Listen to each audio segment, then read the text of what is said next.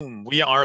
Hey, everybody, I'm Aaron from Speaking 26, where I show pharmacists and physical therapists how to get their 26 on TOEFL Speaking by showing how I got 30 on TOEFL Speaking. Today, we are attacking question number 2. Sebastian, can you introduce yourself? Yes. Hi, everyone. My name is Sebastian. I'm from Chile. I live in United States. I'm a physical therapist, and I am preparing to take the TOEFL test and also to score 26 in the speaking section, which is what is required to be able to transfer my degree to work as a physical therapist in the United States. And I have been able to see the progress working with Aaron, and I'm really enjoying the process, and I'm so excited to reach the 26 in the speaking section. Nice, man. Good to hear. Yes, we're going to do it. We're going to get that 26 on TOEFL Speaking. Okay, Sebastian, if you want to get refocused on your notes, I will introduce myself here and speak about the importance of question number 2. Okay, so everybody, I help people get their 26 on TOEFL Speaking by showing how I got 30 on TOEFL Speaking. Today, we're doing question number 2. And what I have learned from the people that I help and from the poll questions in our Facebook group is that it's easy for us to underestimate question number 2. Question number 3 is the most challenging question for me to answer individually and to help other people succeed with. And I understand why some people find question number 1 to be very challenging. When we think about question number 2, it's kind of like, yeah, most of us have already graduated from university. We feel comfortable, very familiar with campus-related issues. It's not as intimidating as questions number 1, 3, and 4. And because of this reason, we underestimate question number 2. So today, I'm going to explain the difference between a good answer and a great answer for TOEFL Speaking question number 2. When Sebastian and I are giving our answers, and when we're talking about our answers afterwards, listen to the difference between a summary and an explanation. Okay, let's begin. Sebastian, are you ready for 30 seconds to prepare? Yeah, I'm ready. Okay, you have 30 seconds to prepare. You may begin preparing now.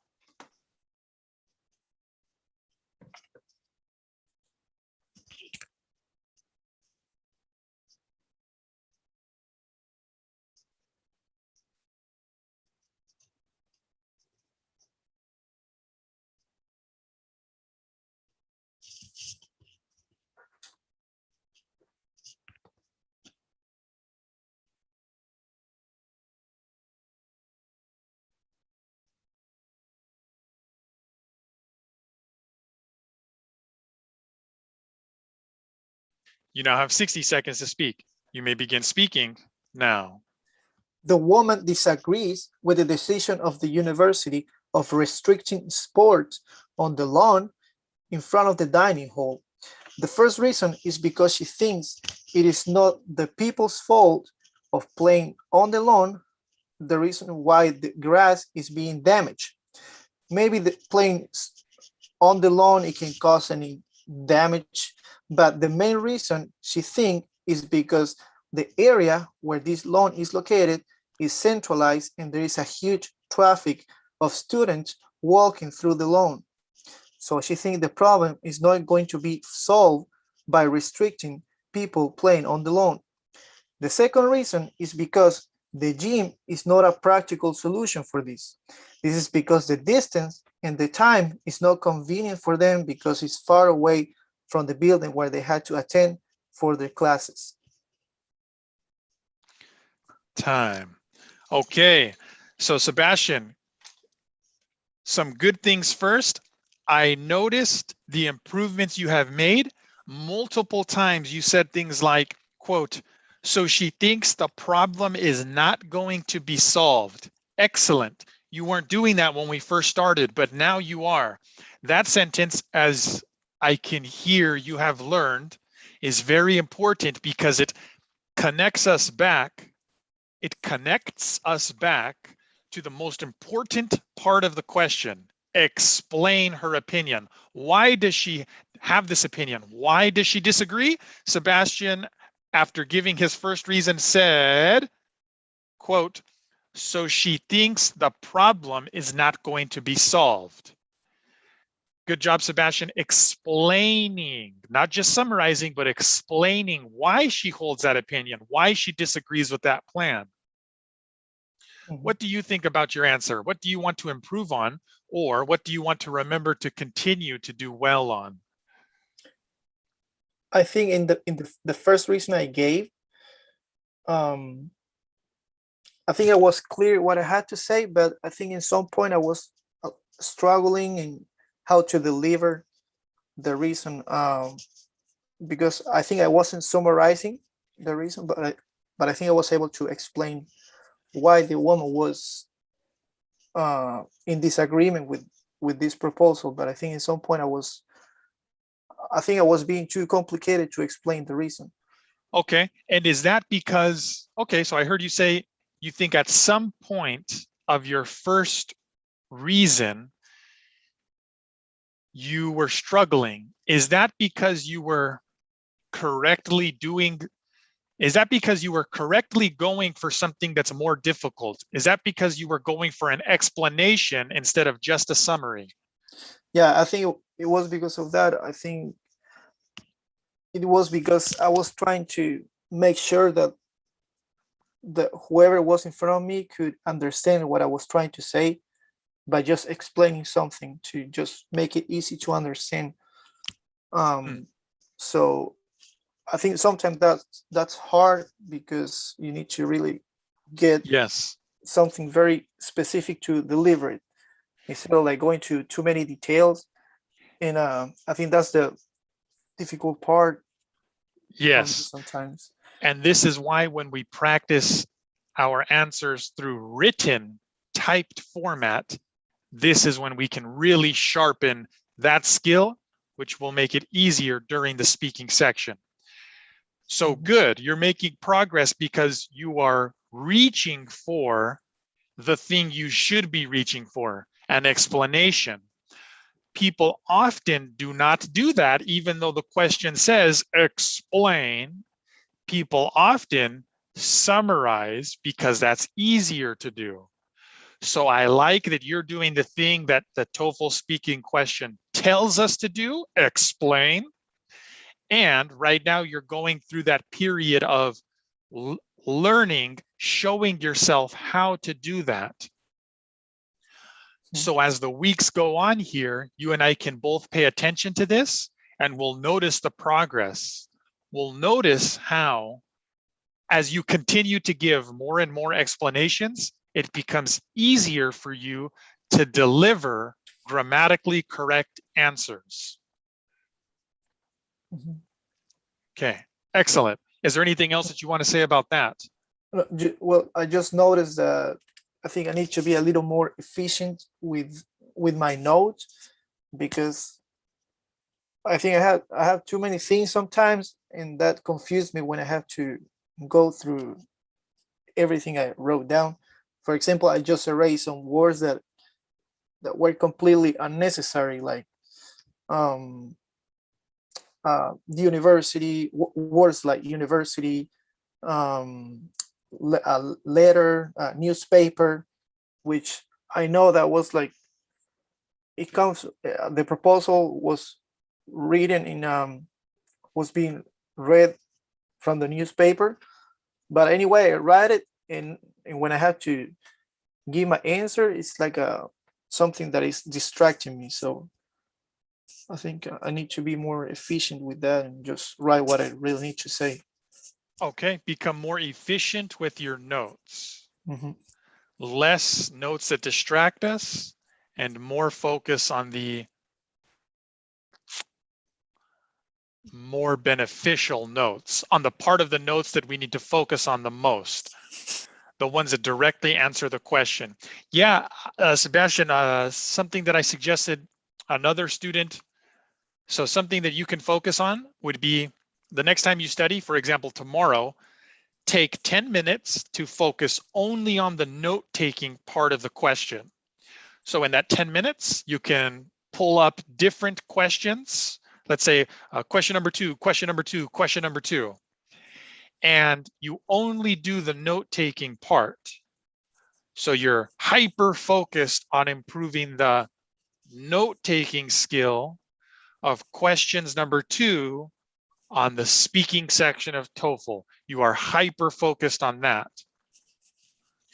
This is something I would suggest you do for 10 minutes, because then when you get out of that and go back to doing the full question, the reading, the audio, and your spoken answer, then that will be something that you always remember, those 10 minutes that you did, the progress that you made during that 10 minutes.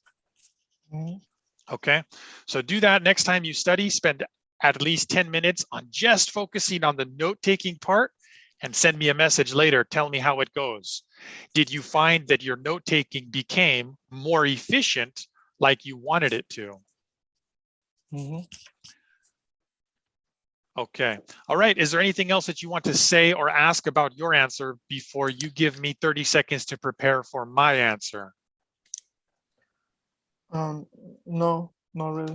No, okay. The last thing I want to say is I want us to recognize and appreciate the progress you've made. I heard you multiple times, not just once, multiple times, using very important phrases that I have helped you improve on.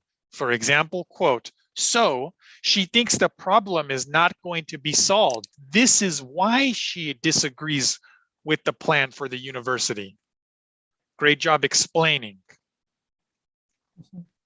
Okay, all right. Unless there's anything else you want to say or ask, if you can get 30 seconds ready for me to give my answer. So give me 30 seconds and then 60 seconds. And when I finish my 60-second answer, I'm going to ask you, Sebastian, is there one thing from listening to my answer, is there one thing that helps you with your answers to questions number 2? Okay. All right, tell me when 30 seconds begins, and I'll start preparing aloud so you and the viewers can see how I use the 30 seconds to prepare. Okay. Okay, now you have 30 seconds to prepare. You can prepare now. Explain the woman's opinion and the reason she gives for holding that opinion. Explain the woman's opinion. She disagrees. She disagrees because she feels that it's not going to solve the problem. There are other reasons why the problem exists. For example, many students walking around there, it's centrally located, and she values the importance of students being able to relax and have fun conveniently in between classes with the few minutes that they have. Okay. Now you have 60 seconds to speak. You can speak now. The woman disagrees with the proposal to the university. She disagrees because she does not feel that it's going to solve the problem. If the university bans students from playing games like soccer on the grassy area, the woman's opinion is that the grass is still going to be trampled and not look its best. And she's okay with that. She says that many students walk across that grassy area all day because that area is centrally located. It's right in between the busiest classes. So she disagrees with the plan proposed to the university because she says that those students who are walking in between classes are still going to trample the grassy area. Also, she values the importance of students being able to have fun and relax with a game like soccer in between classes more than she values the grass looking pristine. This is why the woman disagrees with the proposal to the university. Time. Final time. 1 minute. Sebastian, is there one thing from my answer that you can take that will help you with your future answers to questions number 2? Something that I noticed that I really need to work in is the way the way you use your transitions from not only from from the first reason to the second reason, or from the first from each statement, the way you use the transitional words in each phrase that you say, it really makes it sound like very fluent.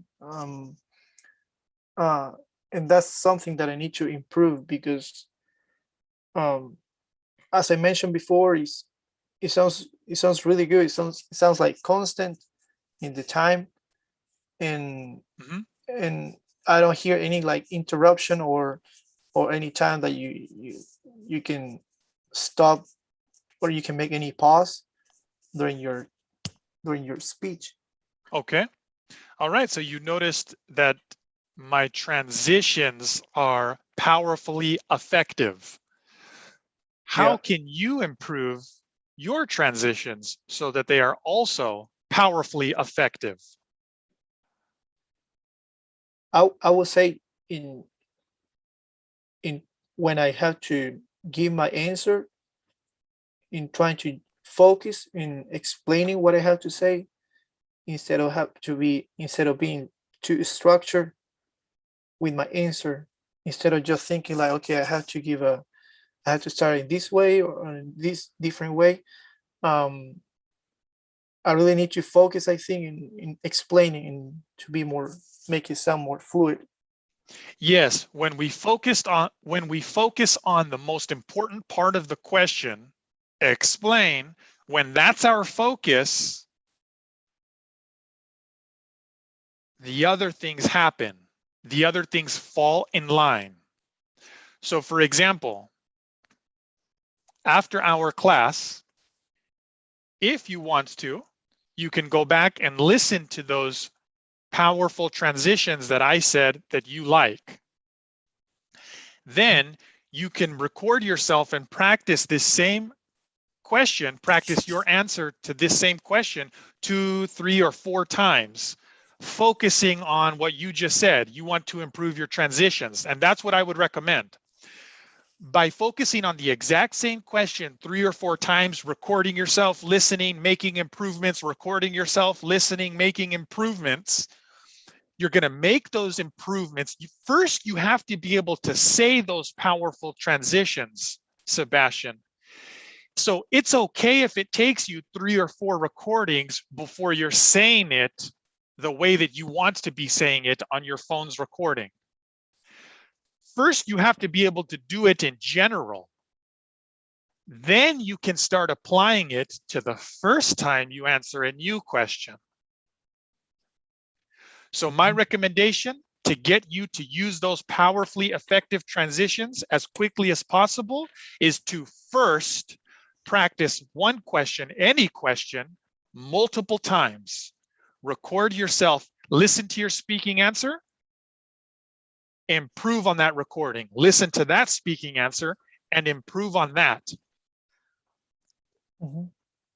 Do it as many times as it takes for you to say the transitions the way that you want to be saying them, because you have to do it first, and then you can start doing it more naturally, organically, the first time you give an answer to a new, different question. Yeah. Okay, so sometime, someday after this class, whenever you go back and watch this to improve from it, send me a message. I want to know specifically what phrases, what transitions, what words did you like from my answer? Okay. Okay, all right. Okay, is there anything else? Is there anything else that you want to say about my answer? Anything else that can be useful to you in your future answers to questions number 2? Also, well, yeah, I think it was very clear to see how you gave your reasons. It was very clear. You said like immediately that the woman wasn't agree with that, and then you gave the first reason, and then you gave the second reason, and there was no doubt about the organization, or what you were trying to say. Was everything was very clear. And like your answer was too, because when I give the first reason, and then I go back to saying the goal of the question, the most important part. So like I told you, I like how you said, so she thinks the problem is not going to be solved. I said something very similar to this. Even if we ban the soccer players, the grass will still not be pristine because people are trampling the grass every day. Non-soccer players. I'll tell you the part of my answer that I liked the most. Mhm. Because it's doing what TOEFL Speaking is asking us to do. Explain why she has that opinion. She has that opinion. The second part of my answer was, the woman disagrees because she thinks it's more important. She values the importance of students being able to have fun and relax in between classes with a game like soccer more than she values the grass looking perfectly. She knows the students aren't going to go to the far end of campus. That's inconvenient. Therefore, she disagrees with the proposal because to her, it's more important for students to be able to relax and have fun on the grass with the few minutes that they have in between classes. She thinks that's more important than the grass looking perfectly. So the way that I said that, maybe this is one of the transitions that you liked, was one of the phrases that you liked was, she values the importance of ... more than she values the importance of ... the grass looking perfect. Yeah. And that is something that you really need to think about what you just heard. I mean, because what you just said, that she thinks that the value that she see on this problem is more than what the university is trying to do, or who is the guilty of damaging the grass. So what you just said, I noticed that it really like requires to understand the real problem of this situation. Right. It It's like, requires us to understand the real problem of the situation through the woman's eyes, because what we are doing is explaining the woman's opinion. yeah, and I think that's hard sometimes because um you're even when you try to explain, sometimes you try to explain what the woman just said, but you don't go farther and to get to that conclusion. So yeah, I didn't think about that. Okay. Yeah, another way that we can go further to get to that conclusion, to get to a better conclusion, is to remember that she's a student. She's not one of the administrators of the university. She's a student. She goes there to study. So another way that we can think about it and say is, the woman as a student studying, taking classes, she thinks it's more important for students like herself to be able to relax on the grass instead of worrying about how good the grass looks for pictures in the university's catalog. All right, very good. Sebastian, how can I help you get your 26 on TOEFL Speaking? How can I help you the most right now? What can we do that would be the most helpful to you? Do you want to give a second answer to the same question? Do you want to talk more about our answers? How can I help you the most right now? Um, well, specifically with question number 2, right? Um, well, I think I already know what I have to do. I think it's just practice. practice and continue to do the good things you did today, which was make those connecting sentences that make it an explanation and not just a summary. Great job doing that today. I'm going to make sure you consistently do that in your future answers. Mhm. Okay. Okay, we can look to end this live stream in about a minute. Unless something else comes to mind, let me know. Otherwise, I'm going to finish by encouraging the viewers to not underestimate question number 2. I know question number 3 and question number 1 are the more intimidating questions. We've all been to, most of us have already graduated from university. Most of us feel very comfortable with campus-related questions. But because we feel comfortable with question number 2's format, we can sometimes make the mistake of underestimating it and just give a summary for the, quote, easier, end quote, question, instead of giving an explanation. Okay, very good, Sebastian. Let's end this live stream and you and I can continue.